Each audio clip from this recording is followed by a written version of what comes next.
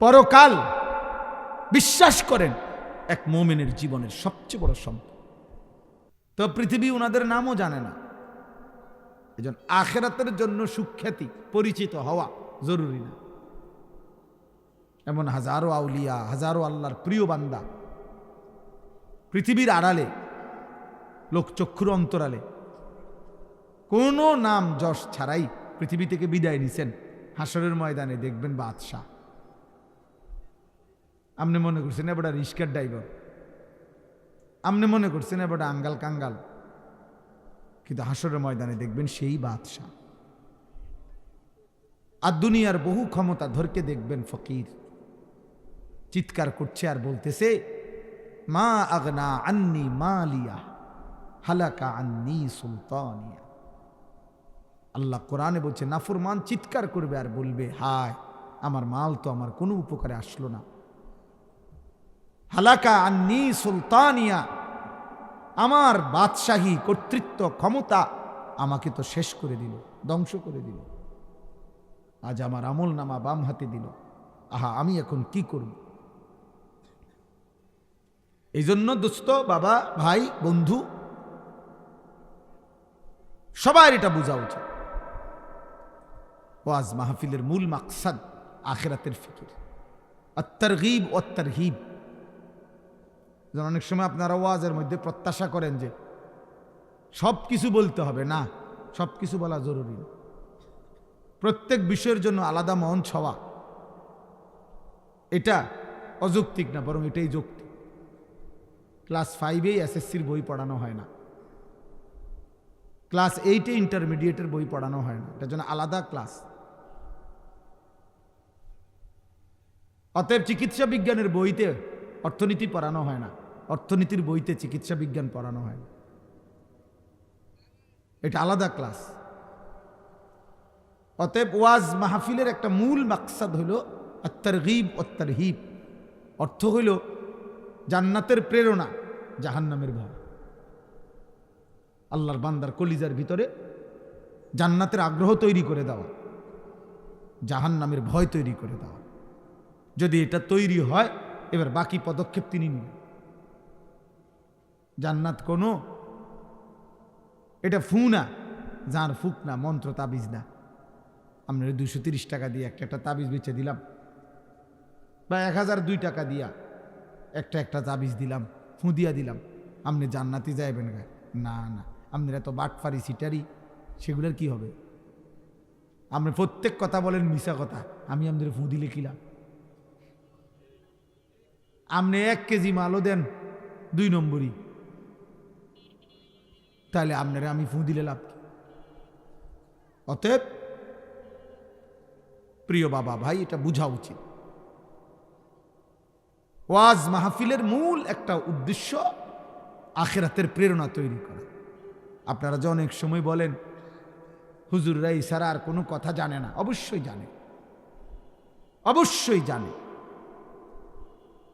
আপনি যখন যে বিষয় প্রয়োজন ওর জন্য আলাদা শিরোনাম তৈরি করেন, আলাদা ব্যবস্থাপনা তৈরি করেন, আলাদা ইন্তজাম করেন। তো দেখেন, আপনি পদার্থ বুঝানোর জন্য, অর্থনীতি বুঝাবার জন্য, দুনিয়ার সকল বিষয় বুঝাবার জন্য উপযুক্ত আলেম আছে কিনা আমি চ্যালেঞ্জ করলাম, আমি দেব, আমি ইনশাআল্লাহ, আমি আনিসুর রহমান দেব। আপনার কোন বিষয়ে হুজুর দরকার, কি বুঝতে চান আপনি, এই বাংলাদেশ থেকে দেবো আমি। এমন অসংখ্য নীরবে নিভৃত আমাদের লোকচক্ষুর পর্দার আড়ালে এমন অনেক আলেম আছে, পৃথিবী হয়তো জানেন। বক্তা তো 2-4 জনে না, নিয়ে সব মিলাইয়া বক্তা হইতো না 100 জন। সারা বাংলাদেশে আলেম 100 জন, কথা বলেন 100 জন আলেম। তো বাকিরা সিরা সাবা গোড়ার ঘাস কাটে বাকিরা। আমাদের দেশে মানুষ মনে করে ওই যিনি এক বক্তা উনি সব। আন্তর্জাতিক খ্যাতিসম্পন্ন মুফাসসিরে কোরআন, বিশিষ্ট ইসলামী চিন্তাবিদ, দাউদকান্দির ব্রিজ, যমুনা ব্রিজ, একাশপুর ব্রিজ, উনি পদ্মা সেতু বানাইছেন, উনি বাংলাদেশ আলগিজে ধরে রাখছেন, এই সব কিছু উনি, এই যিনি বক্তা। আর বাকিরা কিচ্ছু জানেন না, এটা ভুল ধারণা।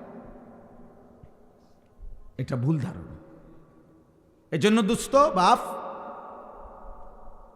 ইসলাম কোরআন সব কিছুর সমাধান, দুনিয়ারও আখেরাতের।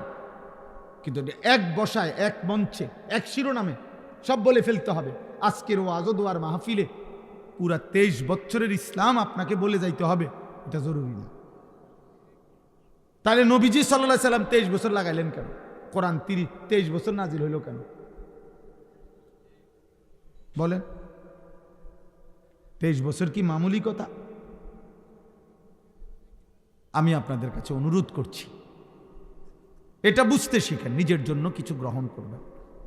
প্রতিনিয়ত আপনাদের মসজিদে জুমার বয়ান হয়, আলহামদুলিল্লাহ। যদি কোনো মুসলমান দিল দিয়া আন্তরিকতা নিয়ে এই জুমার বয়ানগুলো শুনতো, তার জীবন সুন্দর হইত। কিন্তু সামান্য কয়টা টাকার কারণে উনি মাতবুরি দেখায়, উনি মনে করে ইমাম সাহেব জানে কিতা। আমনে জানেন কিতা মিয়া? এটা বলেন। আমনে কি জানেন সেটা বলেন।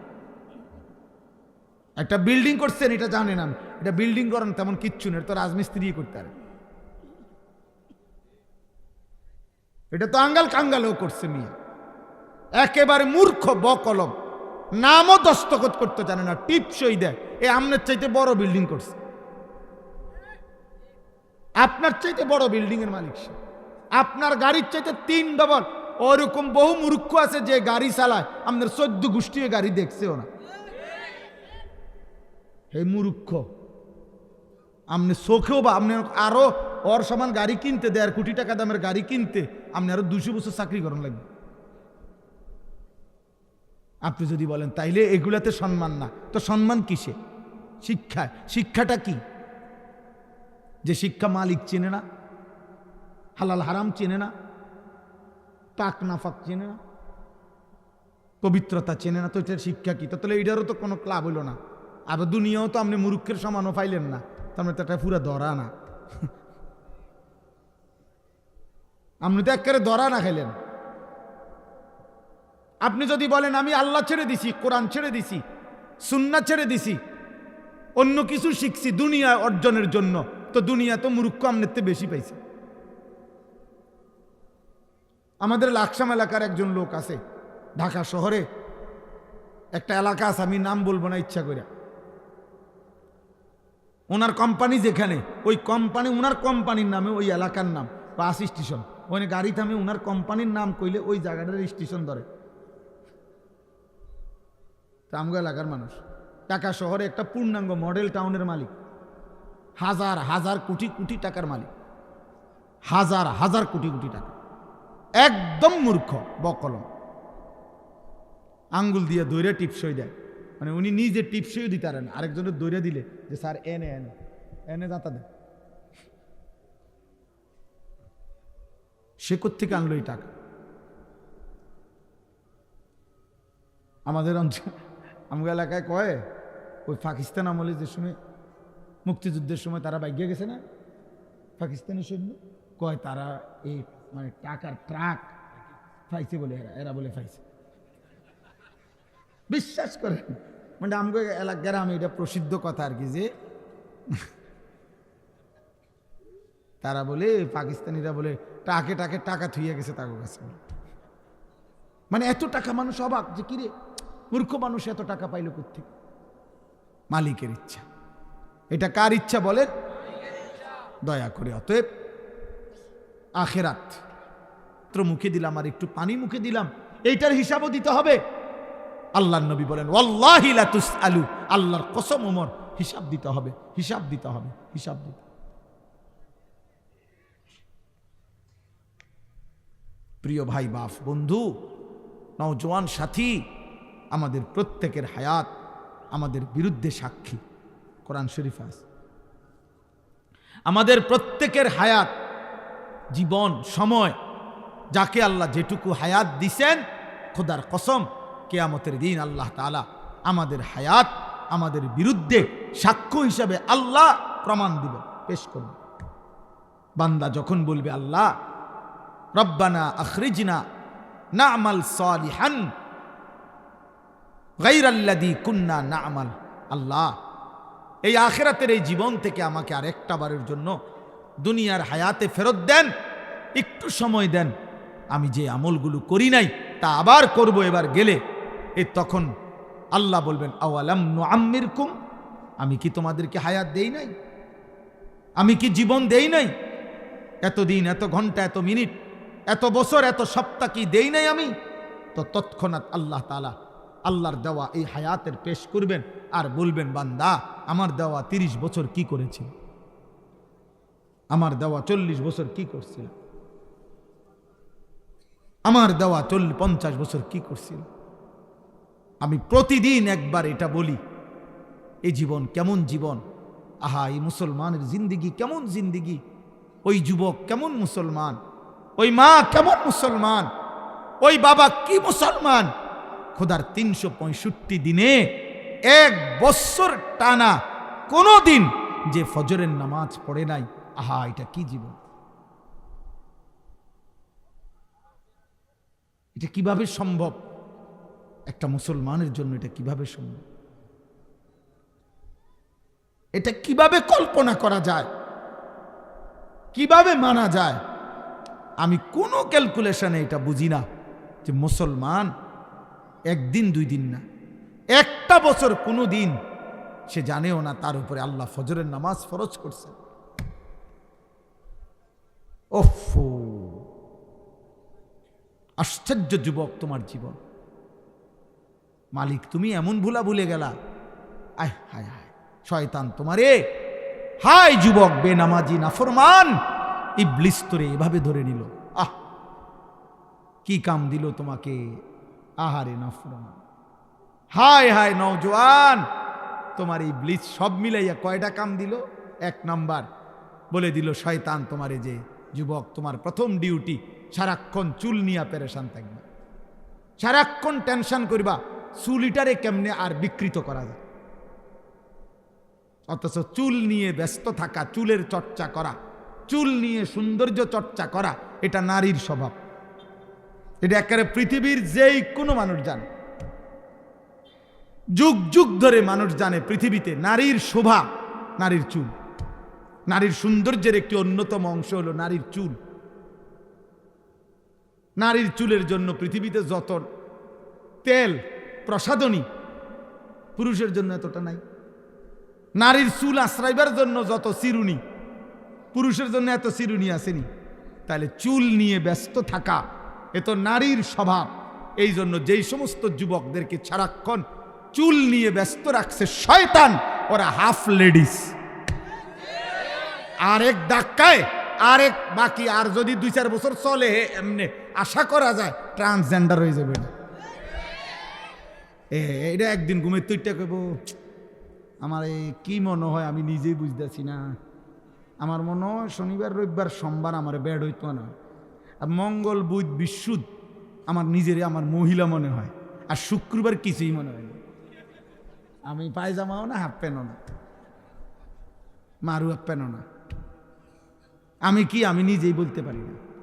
আহা, কে আমার মালিক, কে আমার নবী, কি আমার ধর্ম, কে আমার মা, কে আমার বাবা, কি আমার পরিচয়, কি আমার সৌন্দর্য, আহা কিছুই জানে না, কিছুই জানে না। এমন আত্মভোলা হওয়া, এমন আত্মপরিচয় ভুলে যাওয়া, আপন ঠিকানা ভুলে যাওয়া, আত্মপরিচয় ভুলে যাওয়া, খোদার কসম কোন মানুষের জীবনে একটাইতে বড় ব্যর্থতা, কাপুরুষতা আর কিছু হইতে পারে না। এই যুবক, তুমি ব্যর্থ যুবক বেটা, যে তার রবের পরিচয় ভুলে গেছ, যে তার মায়ের পরিচয় ভুলে গেছ, যে তার বাবার পরিচয় ভুলে। তোমার বাবা থেকে শুরু করে পিছনের 100 বৎসরে কারো চুল এমন ছিল না তুমি যেই বেঈমানের মতো চুল রাখছো। অতএব তুমি শেকড় ছিটাই, তুমি শেকড় ছিড়া, তোমার শিকড় নাই, তোমার কোনো শিকড় নাই, তোমার কোনো শিকড় নাই, তোমার কোনো বাঁধন নাই, তুমি বাঁধন হারা, তুমি মুক্ত, তুমি স্বাধীন, তুমি ওড়ো ঘোড়ো এক জন্তু জানোয়ারের যেমন কোনো বিধিনিষেধ নাই, হালাল হারাম নাই, তোমারও কোনো হালাল হারাম নাই। আপন মাকেও দেখো, মোবাইলের নর্তকীকেও দেখো, আপন বোনকেও দেখো, রাস্তার বেহায়া নারীকেও দেখো, তার মানে তোমার জীবন স্বাধীন জীবন, যে জীবনে কোনো বিধিনিষেধ নাই। এ তো ইনসানের জীবন না, তো হাইওয়ানের জীবন। গরুর কোনো বিধিনিষেধ নাই, ছাগলের জন্য বিধান নাই, কুকুরের কোনো বিধান নাই, শূকরের কোনো বিধান নাই, বিড়ালের কোনো বিধান নাই, গরু ছাগলের কোনো পাক না ফাক নাই, হালাল হারাম নাই, জায়েজ না জায়েজ নাই, কিচ্ছু নাই। ও তো হাইওয়ান, ও তো জানোয়ার। বিধান তো ইনসানের জন্য। বিধান কার জন্য? ইনসানের জন্য। প্রিয় ভাই, দিশার কলম পড়ালেখা আমরাও করছি, বাংলা, অঙ্ক, ইংরেজি, পদার্থ, জীববিজ্ঞান পড়ছি আমরা। অতএব বুঝ করেই বলছি, আমরাও সায়েন্সের ছাত্র, বিজ্ঞান বিভাগের ছাত্র। জি জি, অতএব বুঝছেই করি। হিসাব করো নওজোয়ান ভাই, বয়স্ক বাবা, আপনার ছেলেকে মানুষ বানাইছেন কিভাবে আপনি প্রমাণ করে বুঝায় দেন। এক ওয়াক্ত নামাজ পড়ে না, পাক নাফাকের ধার ধারে না, এক বেলা পেশাব করে সে পানি নেয় না, টয়লেট পেপার ব্যবহার করে না, রাস্তার প্রতিটা নারীর দিকে তাকায়া থাকে, সারা রাত মোবাইলে উলঙ্গ ছবি দেখে, দুষ্ট চরিত্রহীন বন্ধুদের সাথে আড্ডা দেয়। এই ছেলে আপনার ইনসান হইছে কিভাবে, মানুষ হইছে কিভাবে সেটা বলেন। ইকোনমিক্যাল অ্যানিমেল হইতে পারে, বাট ইনসান হয় নাই। মানে অর্থনৈতিক প্রাণী হইছে, টাকা উপার্জনকারী একটি প্রাণী হয়েছে, কিন্তু মানুষ হয় নাই, মানুষ হয় নাই, মানুষ হয় নাই। সেজদা না দিলে মানুষ হয় না, গোলামি না করলে মানুষ হয় না, রব না চিনলে মানুষ হয় না, মদিনার বন্ধুকে না চিনলে মানুষ হয় না, কোরআন না পড়লে মানুষ হয় না, গোলামির সেজদা না দিলে মানুষ হয় না। ইকোনমিক্যাল অ্যানিমেল হয়, মানে অর্থনৈতিক প্রাণী হয়, টাকা উপার্জনকারী একটি প্রাণী হয়, এটা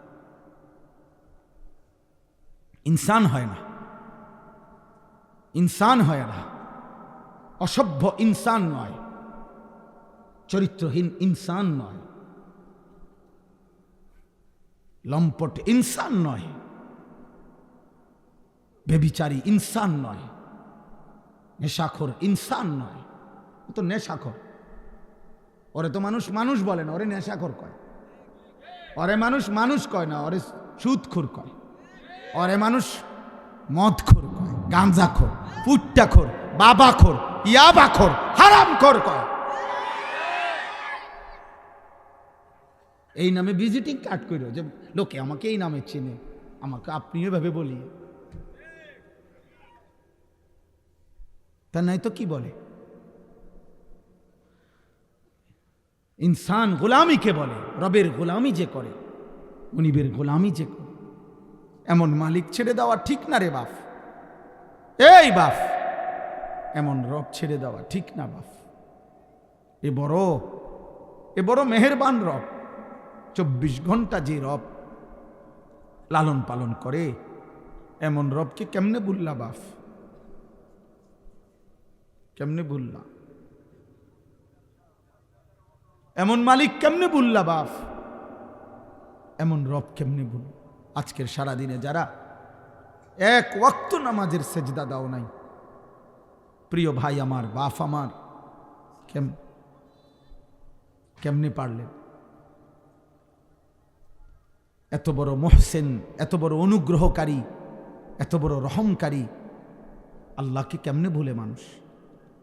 আলাম নাজালিল আরদা মিহাদা ওয়াল জিবালা আওতাদা ওয়া খালাকনাকুম আজওয়াজা ওয়া জাআলনা নাওমাকুম সুবাতা ওয়া জাআলনাল লাইলা লিবাসা। আল্লাহ বলেন, বলো না বান্দা, এই জমিন আমি কি তোমার জন্য বিছিয়ে দেই নাই?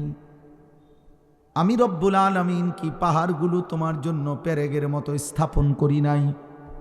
আমি কি তোমাদের সকলকে জোড়ায় জোড়ায় নারী পুরুষে সৃষ্টি করি নাই? আল্লাহ বলেন, 2 চোখের ঘুম আমি রব কি দেই নাই? রাত্রিটাকে অন্ধকারের কালো চাদর দিয়ে আমি কি ঢেকে দেই নাই? আবার আলোকিত একটা প্রখর দিন উপার্জন করার জন্য আমি কি বানিয়ে দেই নাই?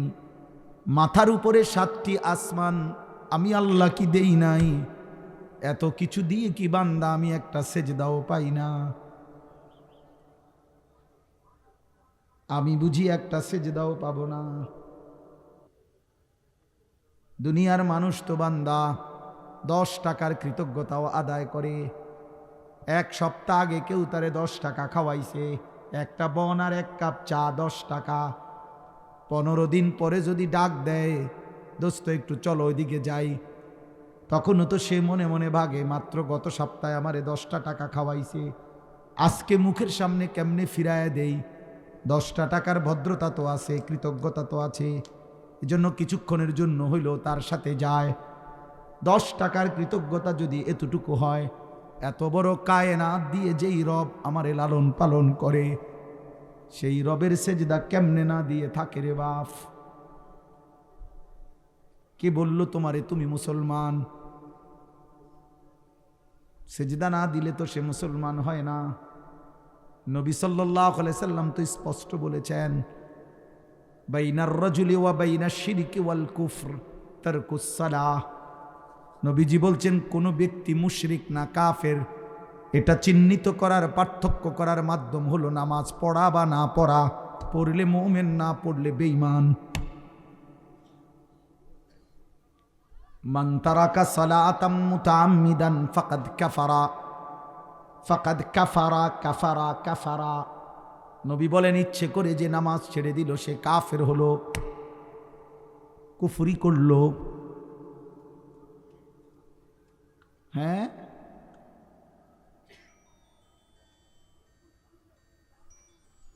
অতএব দয়া করে মেহেরবানি করে অভিভাবকদেরকেও বলি, জিন্দেগির হিসাব মিলাইয়া যাবে, নিজের জীবনের সফলতা কিংবা ব্যর্থতা মিলাইয়া যায়। আল্লাহ আমাদেরকে তৌফিক দান করেন। নওজোয়ান ভাই, প্রিয় ভাই, বাবা, আপনারা, আমরা মনে করেন এক ঘরের মানুষ, এখানে আমরা বাজার করি, আপনারাও বাজার করেন, একসাথে চলি ফিরি আমরা। এখানেও অনেক লোক আমি চিনি, চেহারায় চিনি, আমগরও অনেকে আপনারা চিনেন। মিলেমিশে আমরা এক অঞ্চলের মানুষ। কিশোর ভাই, নওজোয়ান ভাই, দুনিয়া আল্লাহ তাআলা তো উপভোগের জন্য দিয়েছেন, ঠিক আছে, কিন্তু হালাল বাবু দুনিয়ার সব চাহিদা পূরণ হয়। ক্ষুধা যিনি দিয়েছেন, খাবার তিনি ইন্তজাম করেন। তৃষ্ণা যিনি দিয়েছেন, পানি তিনিই ব্যবস্থা করেন। অতএব লজ্জাস্থানের চাহিদাও যিনি দিয়েছেন, খোদার কসম, তিনি কোরআনে স্পষ্ট বলছেন, হালাল পবিত্র স্ত্রী আমি ইন্তজাম করে রেখেছি বান্দা, ওয়েট, অপেক্ষা কর। যে চাহিদা আমি দিয়েছি সে চাহিদা পূরণের হালাল ব্যবস্থা আমি রাখছি, আমি রেখেছি বান্দা। তুমি নিজে টাই না আনলে পারতা না, ভালো হইতো না। 2-3 নম্বর হইব, নাহলে 6 নম্বর হইব। হ্যাঁ, কমপক্ষে 2 নম্বর হইব, আর বেশি হইতারে 6-7 নম্বর হইতারে। দেখবা 3 বছরের রিলেশন, 3 বছর 7 বছরের রিলেশন, 6 মাসের মাথায় দেখবেন ঘরটা জাহান্নামের টুকরা। চ্যালেঞ্জ করলাম, চ্যালেঞ্জ। এরকম একটা ঘটনা না, হাজার হাজার। ইসলামে অনুমোদিত নয়, কোরআন সুন্নাহ বহির্ভূত, বিবাহ বহির্ভূত নারী পুরুষ ছেলে মেয়ের হারাম সম্পর্কে রব্বে কাবার কসম সুখ আনে না, আনে না, আনে না, দৈন্তান নয় কান না, সুখ আনে না, সুখ আনে না। না না, বিবাহ বহির্ভূত রিলেশন হয় না। শুদ্ধ মাইরেন না, ইংরেজি মাইরেন না।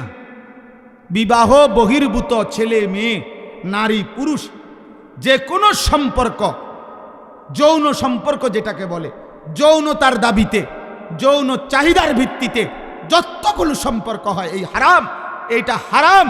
এটা কখনোই আপনার রিলেশন না, এটা প্রেম না, এটা ভালোবাসা না, এটা জিনা, জিনা, জিনা, এটা ব্যভিচার, ব্যভিচার, ব্যভিচার, এটা ব্যভিচার। বেটা আল্লাহ বলছেন, নবী বলছেন, ব্যভিচার।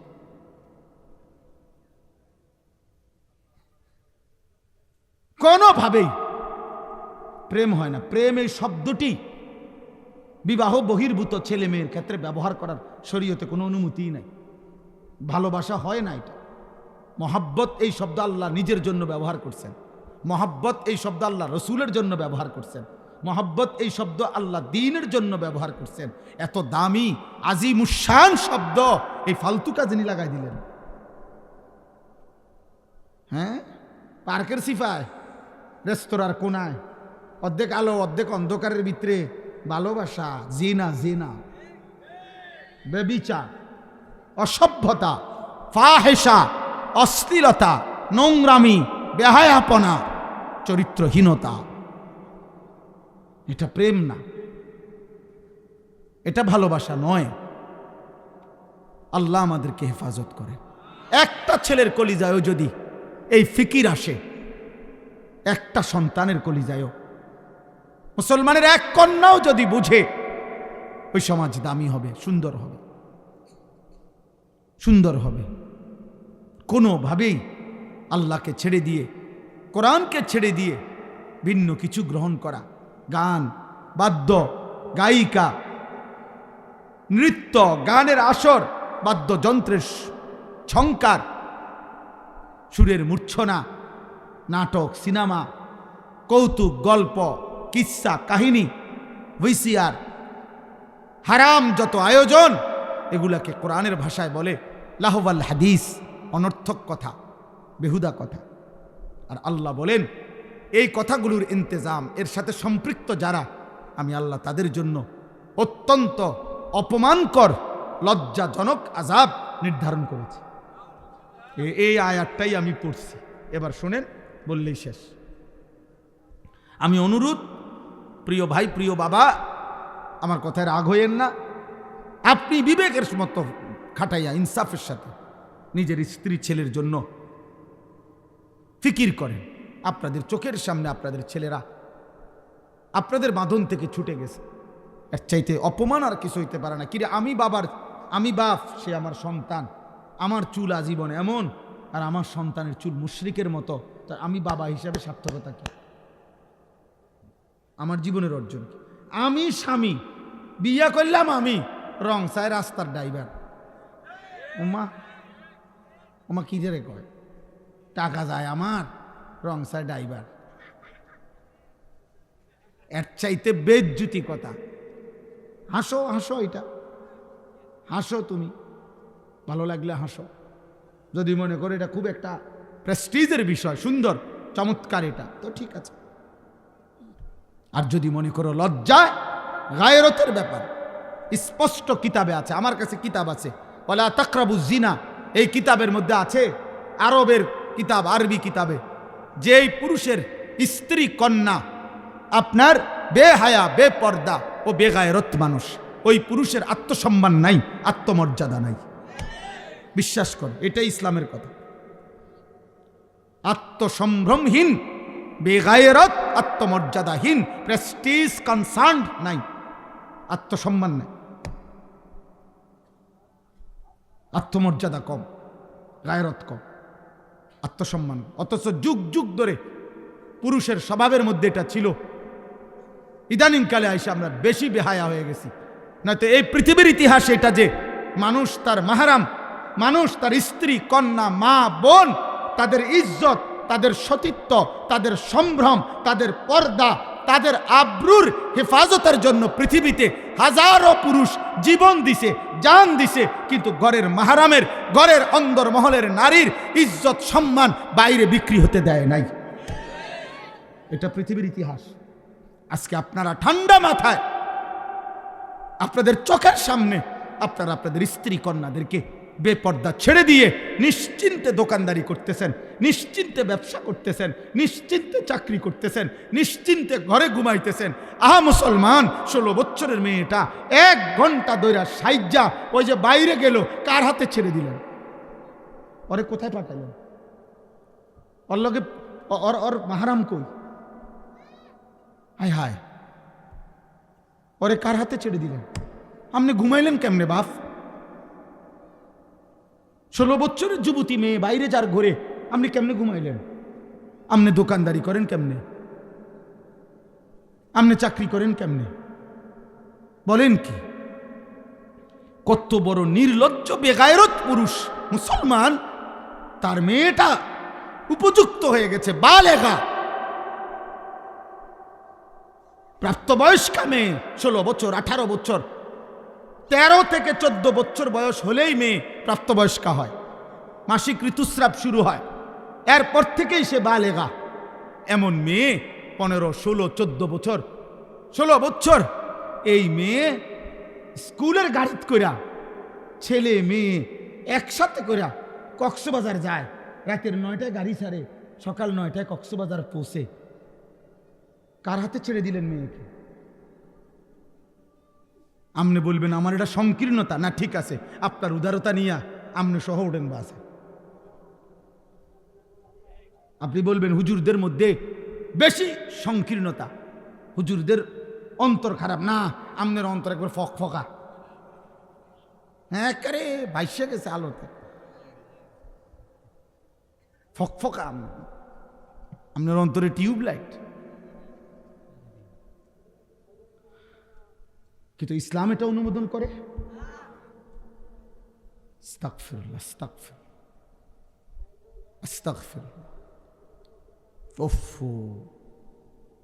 ওই বাবা মরে যাওয়া উচিত। ওই স্বামীর আর থাকলো কি, যার স্ত্রী বেপর্দা? ওই বাবার আর থাকলো কি, যার কন্যা বেপর্দা?